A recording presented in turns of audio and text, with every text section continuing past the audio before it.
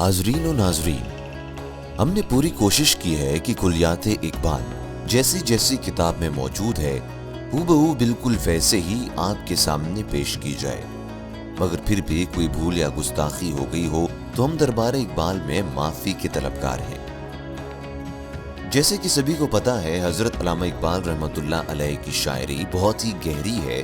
باوجود اس کے کہ اس آڈیو بک میں تفسیر بنائی گئی ہے، پھر بھی کچھ باتیں انسان سمجھنے سے قاصر ہے، لہٰذا آپ سے گزارش ہے کہ آپ اپنے پیر و مرشد سے بات کر کے نظم کا صحیح معنی پتہ کرنے کی کوشش کریں۔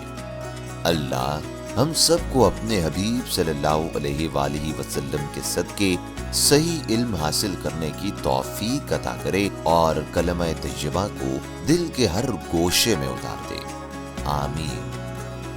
اعوذ باللہ من الشیطان الرجیم، بسم اللہ الرحمن الرحیم۔ اللہم صلی علی سیدنا و مولانا محمد وعلی آل سیدنا و مولانا محمد وبارک وسلم۔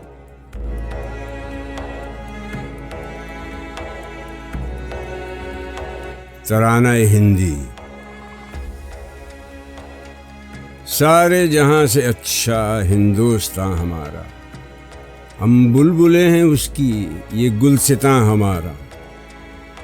غربت میں ہوں اگر ہم، رہتا ہے دل وطن میں، سمجھو وہیں ہمیں بھی دل ہو جہاں ہمارا۔ پربت وہ سب سے اونچا، ہم سایہ آسماں کا، وہ سنتری ہمارا، وہ پاسماں ہمارا۔ گودی میں کھیلتی ہیں اس کی ہزاروں ندیاں، گلشن ہے جن کے دم سے رشک جنا ہمارا۔ اے آب رود گنگا، وہ دن ہے یاد تجھ کو، اترا تیرے کنارے جب کاررواں ہمارا۔ مذہب نہیں سکھاتا آپس میں بیر رکھنا، ہندی ہیں ہم، وطن ہے ہندوستاں ہمارا۔ یونان و مصر و روما سب مٹ گئے جہاں سے، اب تک مگر ہے باقی نام و نشاں ہمارا۔ کچھ بات ہے کہ ہستی مٹتی نہیں ہماری، صدیوں رہا ہے دشمن دور زماں ہمارا۔ اقبال کوئی محرم اپنا نہیں جہاں میں، معلوم کیا کسی کو درد نہاں ہمارا۔ یہ ترانہ اقبال نے اس وقت لکھا تھا جب وہ ایک وطن پرست انسان کی مانند متحدہ ہندوستان کو ہی اپنا سب کچھ سمجھتے تھے۔ ایک محب وطن شاعر کی حیثیت سے ان کا ذہن ان اشعار میں ہر نوع کے اختلافات اور تعصبات سے پاک نظر آتا ہے۔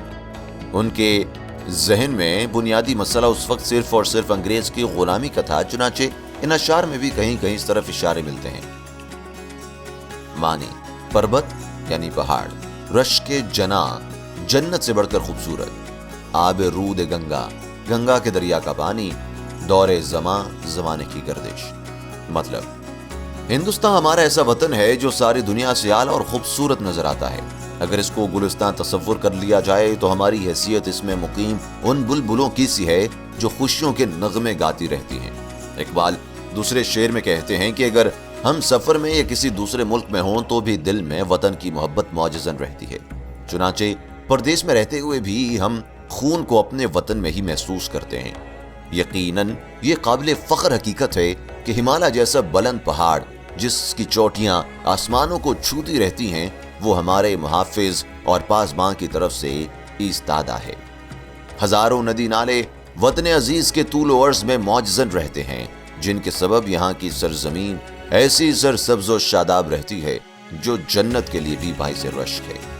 اس شعر میں اقبال دریائے گنگا کو مخاطب کر کے استفسار کرتے ہیں کہ کیا تجھے وہ دن یاد ہے جب ہمارا قافلہ تیرے کنارے پر وارد ہوا تھا؟ واضح رہے کہ علامہ کے آباء و اجداد برہمن تھے اور ہزاروں سال قبل جنوبی ایشیا سے نقل وطن کر کے ہندوستان آئے تھے۔ ان کا اشارہ اسی واقعے کی جانب ہے۔ اس شعر میں اقبال اپنے عہد کے مذہبی تعصبات کی جانب اشارہ کرتے ہوئے کہتے ہیں کہ کوئی مذہب بھی آپس کی دشمنی نہیں سکھاتا، بلکہ باہمی سلوک و اتحاد کی تلقین کرتا ہے۔ ہمیں اس حقیقت کو فراموش نہیں کرنا چاہیے کہ ہمارا وطن ہندوستان ہے اور ہم سب ہندی ہیں، یعنی اس کے باشندے ہیں۔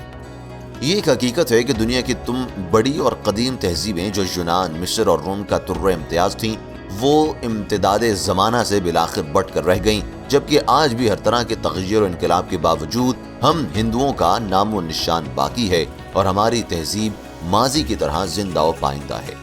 آخر ہم میں کوئی ایسی خصوصیت تو موجود ہے جس کے سبب ہمیں زوال نصیب نہیں ہوا، جبکہ گردش دوران صدیوں سے ہماری دشمن چلی آ رہی ہے۔